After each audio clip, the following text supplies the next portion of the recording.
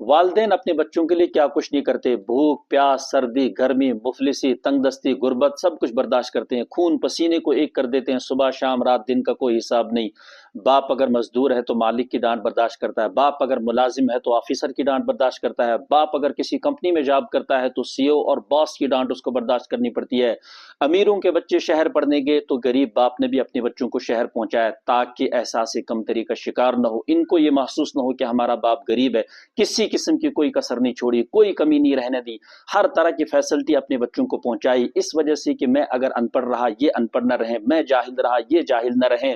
بدلے میں کیا دیا؟ دربدری، عیاشی، سگریٹ نوشی، چرس نوشی، ڈرگس، کاروں کی ریس، تھار کی ریس، اور بائکوں پر اسٹنٹ کرنا، پارکوں میں گھومنا، عشق و معشوقی، اور ہوٹلوں میں صرف اچھے اچھے کھانے کھانا اور ماں باپ کے پیسوں کو اڑانا۔ حالانکہ اسی باپ کے لیے اللہ تعالیٰ نے اس کے باپ کو اپنے قریب کر کے حکم بیان کیا تھا، انشکر لی ولوالدیک، میرے ساتھ اس اپنے باپ کا بھی شکر کرو، اپنے والدین کا شکر کرو۔